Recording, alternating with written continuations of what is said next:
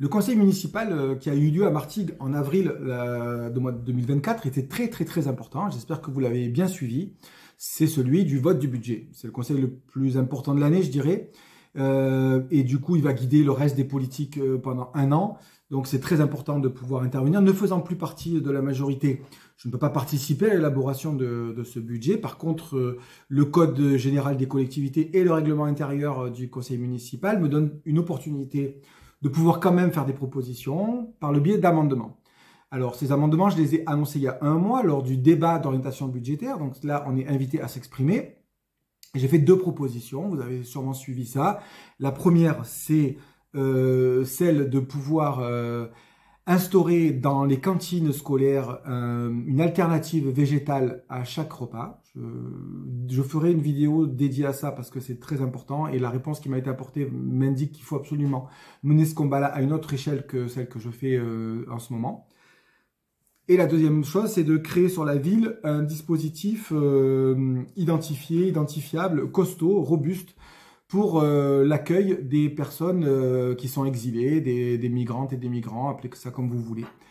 Et donc, j'ai annoncé ça lors du débat d'orientation budgétaire. Et lors de ce budget, je l'ai proposé un amendement. Alors là, il y a une contrainte quand même pour moi, c'est que je ne peux pas toucher à l'assiette budgétaire, ce qui est logique. Donc, je suis contraint de proposer des couples d'amendements, si vous voulez. Il faut que je propose un amendement qui budgétise un dispositif. Et donc, du coup, que j'enlève cette même somme à une autre ligne budgétaire. Parce que à la fin, il faut que l'assiette soit respectée.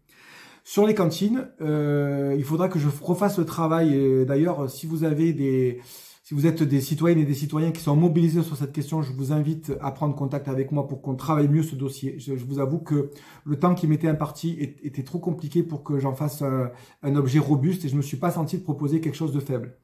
Par contre, sur la question de l'accueil des migrants, ça fait des années que je bosse dessus. Je suis moi-même hébergeur solidaire, membre fondateur du RESF.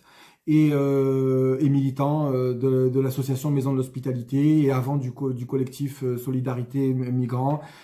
Donc je connais très bien cette question et je sais que il y a besoin aujourd'hui dans toutes les villes de France, on est confronté à cette question-là, alors que certains disent ce problème-là, c'est pas du tout un problème. L'immigration, c'est pas un problème, mais c'est une question. Et le fait de l'invisibiliser, de le faire passer dans le lot des politiques de droit commun, c'est ce que fait la ville de Martigues.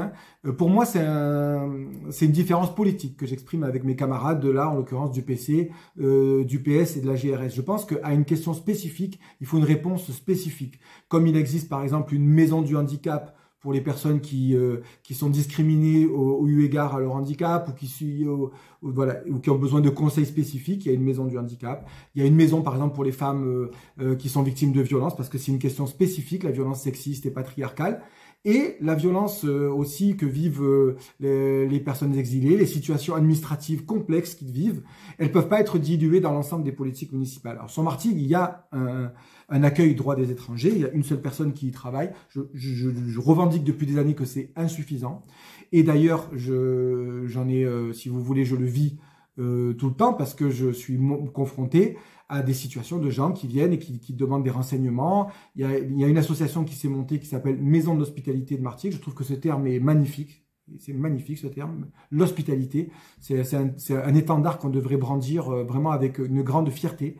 Parce que la question est mondiale, c'est celle des flux migratoires, elle a toujours existé, elle est constitutive de l'histoire de France, de l'histoire de l'humanité aussi d'ailleurs, et aujourd'hui, elle nous engage en tant que politique à prendre nos responsabilités sur cette question-là, et pour ça, il faut que ce soit un objet visible, identifiable, et sur lequel nous pouvons mener des politiques publiques dirigées vers cette question-là.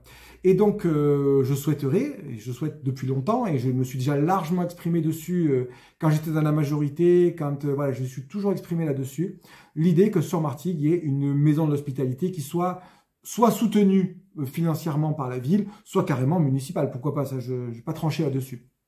Ou en tout cas, public.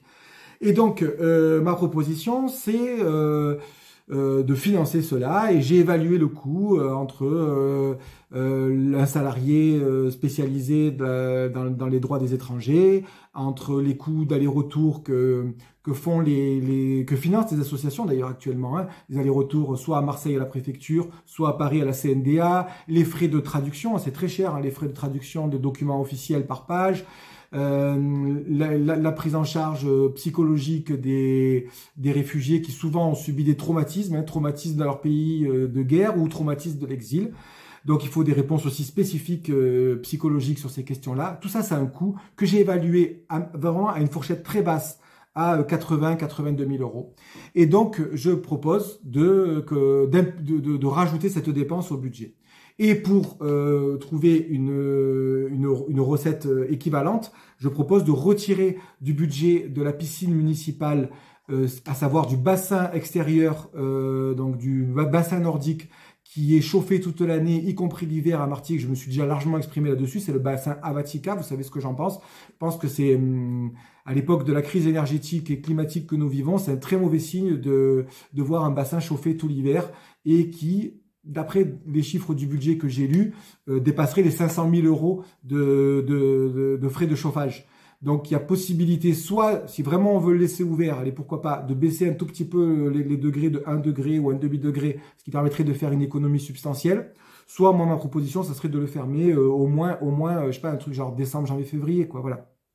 Alors, la proposition, mon amendement a été rejeté, sans surprise. Pas de suspense là-dessus, je le savais, mais je continue à le proposer, et du coup, ça me permet de discuter avec les citoyennes et les citoyens et les élus qui le veulent bien sur ces questions-là. Il m'a été renvoyé 3 réponses que je vais vous montrer et sur lesquelles vraiment je ne m'attendais pas. Sur la question de la piscine, puisque je viens de parler de ça, la réponse de l'élu au sport, c'est de me dire « Ah mais Fred, si tu fais ça, tu vas empêcher des enfants d'apprendre pendant des scolaires parce que la ville de Martigues, stop. Des scolaires, je pense pas qu'ils aillent dans les bassins nordiques, ok.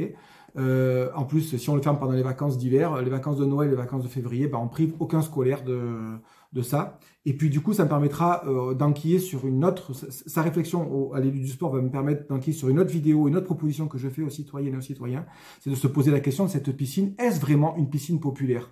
Est-elle vraiment accessible aux familles?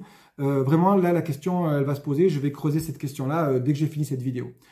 Deuxième réponse surprenante, c'est celle de l'adjointe Madame Lefebvre, qui est aussi la présidente du groupe communiste, qui me dit que sur la question des exilés, les bras l'en tombent, elle comprend pas le sens de ma question puisque la ville fait tout. Bon, franchement, c'est vraiment mal connaître la situation. Je pense que j'invite les élus de la majorité à aller aux permanences qui sont faites par la maison de l'hospitalité de Martigues, qui sont tous des bénévoles, qui ont 0 budget pour faire ça et qui quasiment tous les jours, font des permanences, suivent plus de 500 dossiers, réussissent à obtenir des titres de séjour avec un très fort acharnement. Ce sont des vraies militantes et des vrais militants. Et c'est pour ça que je pense qu'ils méritent d'être soutenus financièrement. Et si vraiment cet élu, et vraiment si tous les élus de la majorité pensent qu'il n'y a pas besoin d'en faire plus dans cette ville sur la question des réfugiés, je pense qu'ils se trompent et je les invite vraiment à aller rencontrer les militantes et les militants de terrain sur cette question-là. Ils sauront leur expliquer la situation réelle. Et troisième réponse, alors encore plus surprenante celle-là, mais honnête, c'est sur les menus végétariens. Ma proposition, c'est pas qu'il y ait un menu végétarien, imposer le végétarisme à tout le monde. C'est pas ça. C'est pas non plus de dire un menu végétarien par semaine, ça j'ai compris que la ville le fait et c'est la loi. Donc c'est la loi Egalim, il n'y a pas le choix. Non, ma proposition c'est que la cantine scolaire propose une alternative végétale quotidienne, c'est-à-dire que les jours où il y a de la viande et où des enfants ne mangent pas parce que leurs parents ne mangent pas de viande, parce qu'ils n'aiment pas la viande, parce que c'est aussi un truc, des fois les enfants c'est un peu compliqué, ou pour des raisons confessionnelles aussi, c'est des très bonnes raisons. Pour permettre une école du vivre ensemble, il faut qu'on propose tous les jours des menus, une alternative végétale. Pour une école de la bonne santé des enfants, il faut qu'on propose une alternative végétale. Et pour une école qui inscrive la ville dans un projet conscient des enjeux climatiques, il faut une alternative végétale quotidienne. C'est 3 raisons importantes. Et ce qui m'a été répondu, c'est non, on va quand même pas priver les enfants des classes populaires de manger de la viande parce qu'ils n'en ont pas les moyens. Je trouve cet argument très très très surprenant en 2024, à une époque où franchement acheter 10 tranches de jambon à 1 euro parce que c'est de la viande de très mauvaise qualité, c'est possible, alors qu'avec 1 euro, parfois on n'a même pas une orange bio pour ce prix-là. Donc je pense que ça va mériter discussion. Donc je vous laisse regarder tout ça et on en reparle de tous ces sujets-là, ils sont hyper importants. Je vous encourage à regarder l'ensemble des débats sur les budgets, mais ce qui va suivre dans cette vidéo, c'est mon amendement et les réponses des élus qui sont concernés.